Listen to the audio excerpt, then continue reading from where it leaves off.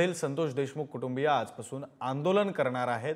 संतोष देशमुखांचे बंधू धनंजय देशमुख यांनी टॉवरवर चढून आयुष्य संपवण्याचा इशारा दिला। आनंदराज आंबेडकर हे देशमुख कुटुंबियांच्या भेटीसाठी मस्साजोगमध्ये पोहोचलेले आहेत। तर देशमुख कुटुंबीय आता आक्रमक झालेले आहेत। त्यांनी आता आंदोलनाचा इशारा दिलाय। धनंजय देशमुख जे संतोष देशमुखांचे बंधू आहेत त्यांनी मोबाईल टॉवरवर चढून स्वतःचं जीवन संपवण्याचा इशारा दिला। आता आनंदराज आंबेडकर सुद्धा मस्साजोगमध्ये पोहोचले।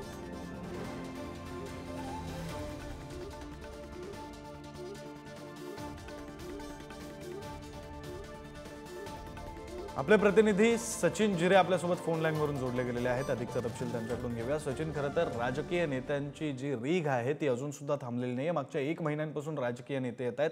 आता आनंदराज आंबेडकर सुद्धा आलेले आहेत भेटीसाठी। मात्र न्यायाची प्रतीक्षा ही देशमुख कुटुंबियाला अजूनही कायम आहे।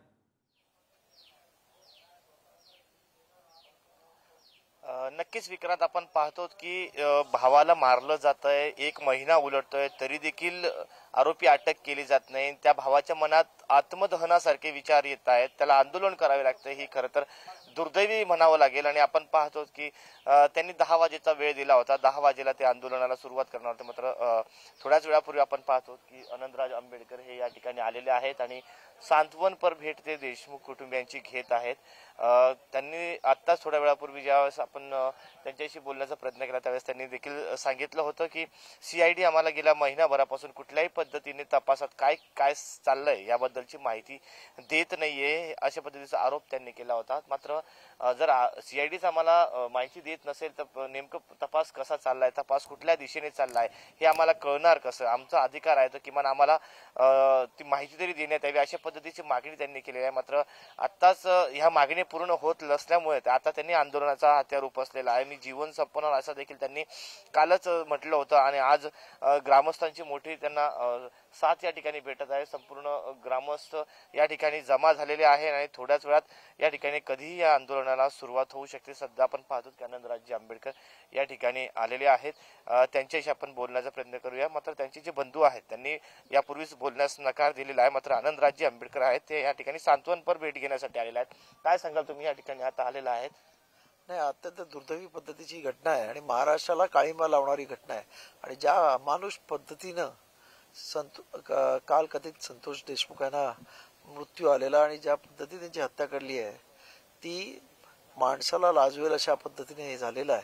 आणि त्यामुळे संपूर्ण महाराष्ट्रामधलं जी काही संवेदनशील माणसं आहेत ती माणसं अत्यंत दुःखात आहेत, अत्यंत चिडलेली आहेत। माझं सरकारला आव्हान आहे की त्याने ताबडतोबीने याच्यामध्ये पूर्ण पाळमुळं खणून याच्यामध्ये असणारे जे कोणी आहेत, मग ते राजकीय असो किंवा अजून कोणी असो, त्या सर्वांना अटक झाली पाहिजे। अजूनही एक आरोपी अटक नाही। त्याचबरोबर सर्वांना मोका लावला जात नाही। एकाला एक कायदा दुसऱ्याला एक कायदा हे जे चाललेलं आहे त्यामुळं गावकऱ्यांमध्ये प्रचंड असंतोष आहे आणि या असंतोषाचा कधी भडका होऊ शकेल। त्यामुळे सरकारने आगीशी खेळू नये अशी माझी सरकारला आव्हान आहे। कारण हे प्रकरण वाटतं तेवढं सोपं नाही आणि ज्या पद्धतीत झाले ते म्हणजे एकंदरीत हे माणुसकीला काळिमा फासणारं आणि महाराष्ट्राच्या इतिहासामध्ये एक म्हणजे काळा दिवस तो होता 9 डिसेंबर असं मी समजतो। आणि त्यामुळे सरकारने आणि खास करून गृहमंत्र्यांनी याच्यावर ताबडतोबीने ऍक्शन घ्यावी ही आमची मागणी आहे। एका कुटुंबाला न्याय दिला जात नाही, दुसरी बाजूला तर माहिती देखील दिली जात नाही। CIDची नेमणूक केलेली आहे, त्यांच्या कुटुंबाचा आरोप आहे आम्हाला कुठल्याही पद्धतीची माहिती दिली जात नाही। मग आम्ही विश्वास कसा ठेवायचा? नाही, ते आताच मला त्यांच्या बंधूंशी मी बोललोय आणि ते अत्यंत उद्विग्न झालेलं कुटुंब आहे आणि त्याचबरोबर अख्खे गावकरी सुद्धा त्यांच्या बरोबर आहेत। आणि त्यांची म्हणणंच ते आहे की आतापर्यंत 34 दिवस झाले, आतापर्यंत नक्की काय चाललंय, प्रशासन काय करते, CID काय इन्क्वायरी करते, कशाबद्दलही विश्वास घेतला जात नाही। आम्हाला बोलून आमच्याकडून जी जास्तीची माहिती हवी ती घेतली जात नाही आणि आमची इन्क्वायरी चालू आहे। तर ते हे जे काही आंधळ दळतं आणि कुत्रं खातं अशा पद्धतीची आज ही परिस्थिती निर्माण करून ठेवण्यात आलेली आहे।